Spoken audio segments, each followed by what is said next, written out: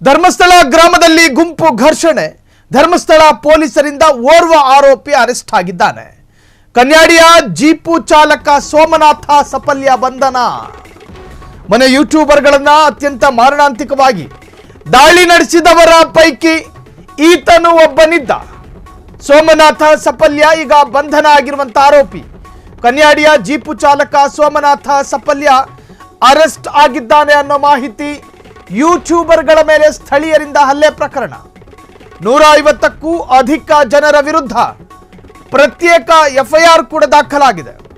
ಅಕ್ರಮ ಕೂಟ ಆರೋಪದಲ್ಲಿ 3 ಸುಮೋಟೋ ಕೇಸ್, ಸ್ವಯಂ ಪ್ರೇರಿತ ದೂರು ದಾಖಲಾಗಿದೆ. ಪರಸ್ಪರ ಹಲ್ಲೆ ಆರೋಪದ ಅಡಿಯಲ್ಲಿ 4 ಕೇಸ್ಗಳು ಪ್ರತ್ಯೇಕವಾಗಿ ದಾಖಲಾಗಿರುವಂತಹದ್ದು. ಮೊನ್ನೆ ಪಾಂಗಳ ಇದ್ದಕ್ಕಿದ್ದ ಹಾಗೆ ನೋಡ್ತಿದ್ದ ಹಾಗೆ ಸಂಘರ್ಷದ ರಣಾಂಗಣವಾಗಿ ಬದಲಾಗಿತ್ತು.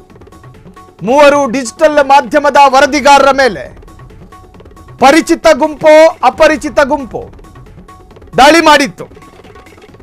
ಆ ದಾಳಿ ಅನ್ವಯ ಒಂದು ಗುಂಪಿನಿಂದ ದೂರು ದಾಖಲಾಗಿತ್ತು.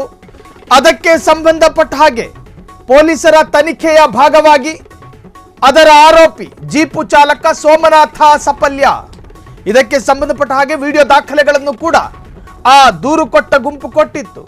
ಆ ವಿಡಿಯೋ ಫುಟೇಜ್ನಲ್ಲಿ ಕಾಣಿಸಿಕೊಂಡಿದ್ದ ಈ ಸೋಮನಾಥ ಸಪಲ್ಯ, ಆತನನ್ನ ಪೊಲೀಸರೀಗ ಅರೆಸ್ಟ್ ಮಾಡಿದ್ದಾರೆ.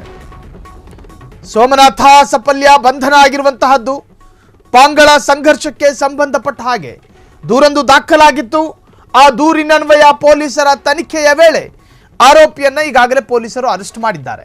ಯೂಟ್ಯೂಬರ್ಗಳ ಮೇಲೆ ಸ್ಥಳೀಯರಿಂದ ಹಲ್ಲೆ ಪ್ರಕರಣ. 150ಕ್ಕೂ ಅಧಿಕ ಜನರ ವಿರುದ್ಧ ಪ್ರತ್ಯೇಕ ಎಫ್ಐಆರ್ ಕೂಡ ಆಗಿದೆ. ಅಕ್ರಮವಾಗಿ ಕೂಟ, ಭಯಪಡಿಸುವಂತಹ ಒಂದು ತರಹದ ವಾತಾವರಣ, ಅದು ಸ್ವಯಂ ಪ್ರೇರಿತ ಪ್ರಕರಣ. ಅದು ಕೂಡ 3 ಸುಮೋಟೋ ಕೇಸ್ ದಾಖಲಾಗಿರುವಂತಹದ್ದು. ಪರಸ್ಪರ ಹಲ್ಲೆ ಆರೋಪದ ಅಡಿಯಲ್ಲಿ 4 ಕೇಸ್ಗಳು ದಾಖಲಾಗಿದೆ. ಧರ್ಮಸ್ಥಳದಲ್ಲಿ ಈಗಲೂ ಬಿಗಿ ಬಂದೋಬಸ್ತ್ ಏರ್ಪಡಿಸಲಾಗಿದೆ. ಕಂಟ್ರೋಲ್ ಮೀರಿ ಹೋದ ಘಳಿಗೆ ಅದಾಗಿತ್ತು. ಜನರ ಧಾರ್ಮಿಕ ಭಾವನೆಗೆ ಧಕ್ಕೆ ಎನ್ನುವಂತಹ ಸೋಗಿನಲ್ಲಿ ಭಾವೋದ್ರೇಕಗೊಂಡ ಗುಂಪೊಂದು ಆವೇಶಭರಿತರಾಗಿ ನಿಂತು ವರದಿ ಮಾಡ್ತಾ ಇದ್ದ ಡಿಜಿಟಲ್ ಮಾಧ್ಯಮದ ವರದಿಗಾರರ ಮೇಲೆ ಏಕಾಏಕಿ ದಾಳಿ ಮಾಡ್ತಾರೆ. ಸ್ಥಳೀಯ ಭಾಷೆ ಪ್ರಯೋಗ ಆಗುತ್ತೆ ಆ ವಿಡಿಯೋದಲ್ಲಿ. ಭಯಪಡಿಸುವ ರೀತಿಯಲ್ಲಿ, ನೀನೇ ತಾನೇ ಅವನು, ನಿನ್ನನ್ನೇ ಹುಡುಕ್ತಾ ಇದ್ವಿ, ಅದು ಇದು ಎಲ್ಲವೂ ಕೂಡ ಉಲ್ಲೇಖ ಆಗಿತ್ತು ಆ ಭಾಷೆಯಲ್ಲಿ. ಆತನ ಮೇಲೆ ಮುಗಿಬೀಳುತ್ತೆ ಈ ಗುಂಪು.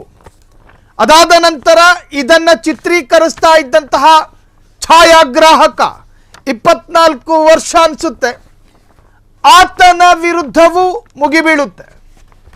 ಒಟ್ಟಾರೆ 3 ವರದಿಗಾರರನ್ನ ಮನ ಬಂದಂತೆ ಥಳಿಸಿ ಹಾಕಿದ್ರು. ಅವರನ್ನ ಹತ್ತಿರದ ಆಸ್ಪತ್ರೆಗೆ ದಾಖಲು ಮಾಡಲಾಗಿತ್ತು. 3ರ ಆರೋಗ್ಯವೂ ಬಿಗಡಾಯಿಸಿದೆ. ಒಬ್ಬರ ಸ್ಥಿತಿ ಗಂಭೀರ ಅನ್ನೋದು ನಿನ್ನೆ ತಾನೇ ನಾವು ವಿಸ್ತೃತವಾಗಿ ಒಂದು ಸುದ್ದಿಯನ್ನು ಬ್ರೇಕ್ ಮಾಡಿದ್ವಿ. ಆ ಸಂದರ್ಭ ಪ್ರತ್ಯಕ್ಷ ಸಾಕ್ಷಿಯೊಬ್ಬರು ನಮ್ಮ ಜೊತೆ ಅಭಿಪ್ರಾಯವನ್ನು ಹಂಚಿಕೊಂಡ್ರು ಲೈವಲ್ಲಿ. ಸೊ ಆ ಸಂದರ್ಭದಲ್ಲಿ ಅವರೇ ಹೇಳಿದಂತೆ 3ರ ಪೈಕಿ ಒಬ್ಬರ ಸ್ಥಿತಿ ಗಂಭೀರ ಇದೆ, ಇನ್ನಿಬ್ಬರು ಪರವಾಗಿಲ್ಲ, ಆರೋಗ್ಯ ಸ್ವಲ್ಪ ಚೇತರಿಸಿಕೊಳ್ತಾ ಇದ್ದಾರೆ. ಇನ್ನು ಆ ಪ್ರಕರಣಕ್ಕೆ ಸಂಬಂಧಪಟ್ಟ ಹಾಗೆ ಈಗ ಬರ್ತಾ ಇರತಕ್ಕಂಥ ಲೇಟೆಸ್ಟ್ ಅಪ್ಡೇಟ್ಸ್ಗಳ ಪ್ರಕಾರ ಈಗಲೂ ಪರಿಸ್ಥಿತಿ ಬೂದಿ ಮುಚ್ಚಿದ ಕೆಂಡದಂತಿದೆ ಪಾಂಗಳದ್ದು. ಪೊಲೀಸರ ಸರ್ಪಗಾವಲು, ಸದಾಕಾಲ ಪೊಲೀಸರ ಬಂದೋಬಸ್ತ್ ಇರಲೇಬೇಕಾದಂತಹ ಪರಿಸ್ಥಿತಿ ಪಾಂಗಳದ್ದು. ನೋಡಿ, ಇಬ್ಬರ ಹೋರಾಟವೂ ಏನು, ಈಗ ಹೊಡೆದಾಡಿಕೊಂಡ ಇಬ್ಬರ ಆಗ್ರಹ ಏನು ಅಂತ ಹೇಳಿದ್ರೆ, ಮಂಜುನಾಥನ ಸಾನ್ನಿಧ್ಯಕ್ಕೆ